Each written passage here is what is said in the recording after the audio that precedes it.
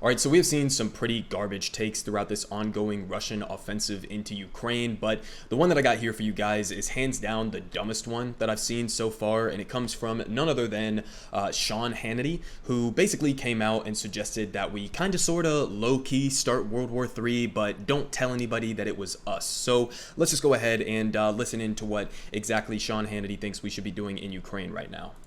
What we ought to be focused on is energy and the military. Those are the two things that would matter the most. And we ought to be providing the munitions that are needed, the javelins, the Stinger missiles that would be most effective against this Russian army. Now, as of this morning, this 40-mile convoy of Russian troops and Russian tanks and munitions and fuel, they're only 18 miles outside of Kyiv. And let me tell you, when I look at that, I'm thinking, uh-oh, this is about to become, it's about to go to the next level. And I pray to God Almighty I'm wrong. And the next level would be a massacre. And the next level would be the toppling of the government of Kyiv. The next level will mean thousands upon thousands and likely tens of thousands of people dead, and that might be on the low side. That's what I fear the most now. Now, you would think that maybe these European countries would get together and they'd be arming the Ukrainians that show that they're willing to fight. You know, if we can see on satellite imagery where the convoy is, I don't know, maybe some smart country, maybe NATO might take some of their fighter jets, or maybe they can use some drone strikes and take out the whole damn convoy. And then nobody takes credit for it. So then Putin won't know who to hit back. Well, he's threatening nuclear weapons. Hannity, you talk about nuclear war. I'm not talking about nuclear war, nor would I support one American boot on the ground here. But at what point is this going to end? Because nobody did anything after Georgia was taken in '08. Nobody cared about Crimea being annexed in 2014. It's interesting how Donald Trump, Putin did nothing during those years. And I would argue it's because he feared Trump and he believed Trump would do whatever was necessary. Okay, so on that last point, obviously, I don't think that if we had President Donald Trump right now, that the situation would have been any different, really. I mean, we saw how Trump responded to this invasion. He was basically saying Putin is a genius, and now he's done a complete flip-flop, which I might cover in a different video. Now he's basically calling what Russia is doing the Holocaust, like literally the Holocaust. So he doesn't really seem to have any idea what the fuck his stance actually is on this invasion. So not really sure that he would have had a better response than what Joe Biden is doing right now. Joe Biden has not been nearly perfect, but he's been better than what Sean Hannity is suggesting right here, because make no mistakes about it, okay? What he's suggesting right here is literally for NATO, okay, our military alliance that we have the Article 5 mandatory responsibility to come to the defense of any NATO countries, okay, even up until using our own nuclear arsenal, all right? He is suggesting that NATO form some sort of a secret coalition and go do a covert bombing of Russia's 40-mile long,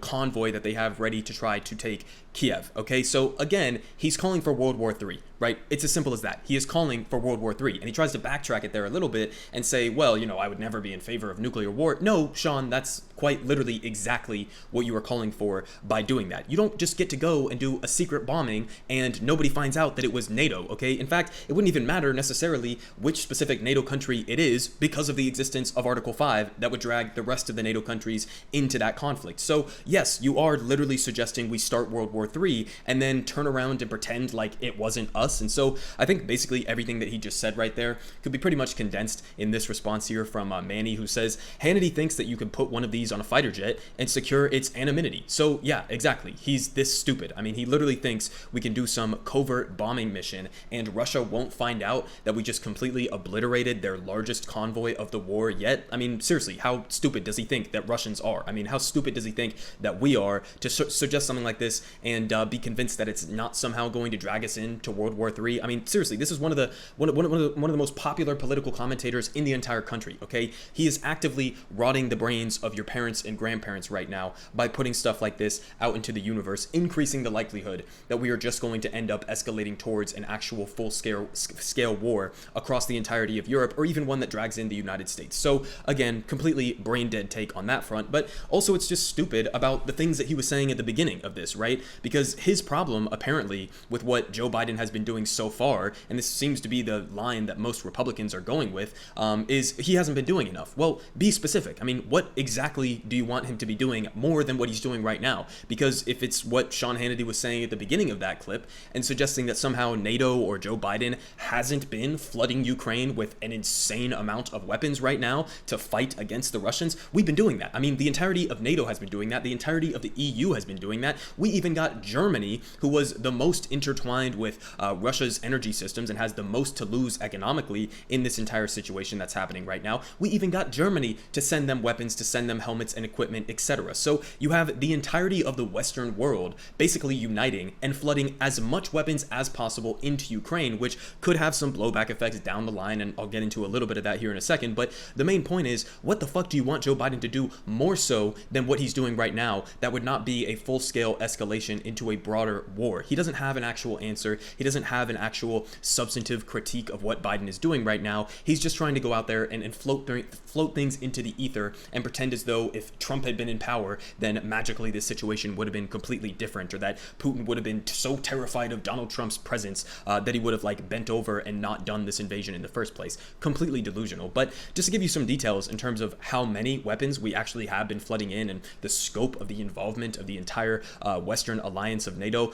So here from the World Socialist website, they say, in a global weapons running program without precedent in post-World War II history, more than 20 countries, including members of the NATO and European Union, are funneling weapons, including as aircraft and missiles, to Ukraine for use in NATO's proxy war with Russia. And they say thousands of anti-tank weapons, hundreds of air defense missiles, and thousands of small arms and ammunition stocks are being sent to Ukraine, bragged NATO in an official dispatch. And the United States has been joined by Germany, France, Poland, and the UK, as well as the majority of the EU, in sending offensive weapons to Ukraine. So again, no shortage of weapons being flooded into Ukraine right now. Okay, we've basically done the maximum extent possible on that front. Now, they're going to continue sending weapons, so this is not even the full extent. Now, I do support the ability for the Ukrainian people, especially, you know, average civilians who are taking up arms right now to try to defend their state, defend their sovereignty and their communities, right? Of course, you support Ukrainians defending themselves. They have every single right to do that. Now,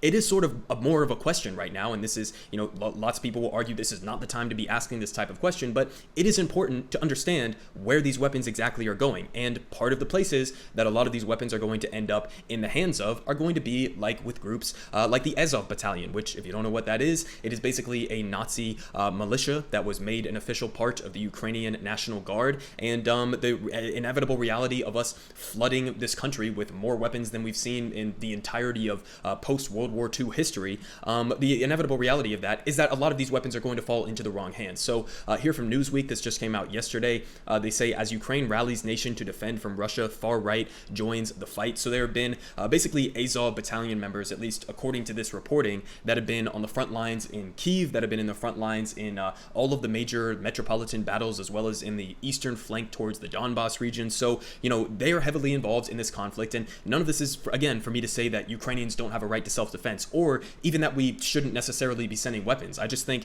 that's a conversation that needs to be had, and you need to know that down the line, just as it was in Afghanistan, it's not a perfect analogy here, but just as it was the case in Afghanistan, where if you flood radical groups with large amounts of weapons and training and munitions, etc., then maybe down the line, maybe years in the future, there could be some blowback effects to that. Now, in the case of Afghanistan, the blowback effect to that was 9/11 and the development of groups like the Taliban and Al-Qaeda, etc. But that's not necessarily going to happen in this case, obviously, right? I don't think that even Azov Battalion members would have any interest in attacking the United States or anything like that. That's not really the point. But could they then become more powerful within Ukraine if they do successfully defend this territory? You know, what is that going to look like in the future? Is this going to create an inherently unstable and volatile situation where you have this entire country now being flooded with ridiculous amounts of guns, ridiculous amounts of heavy artillery weapons, and all of this different equipment that you don't even really know exactly where it's going or whose hands it's ending up in? I mean, I'm just saying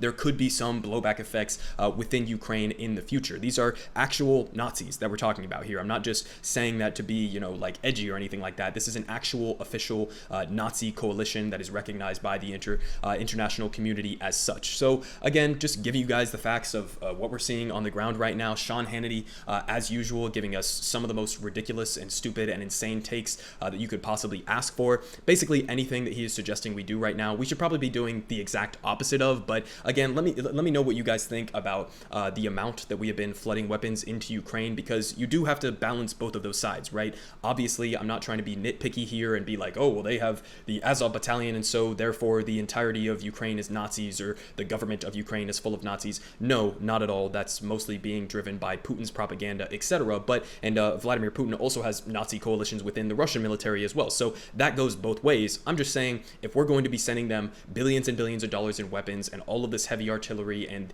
aircraft, even potentially, depending on how these negotiations go in the future, then we should probably be aware of exactly where this is going. And the reality on the ground is that a lot of these weapons are going to inevitably end up in some of the wrong hands. So there's a conversation to be had there, and it's still a chaotic and horrible situation on the ground. And obviously, the first priority is you feel for the Ukrainian civilians, right? Over 1 million refugees have fled the country already, and obviously you feel for the people who are on the ground right now facing absolutely brutal assaults by Vladimir Putin's Russian military.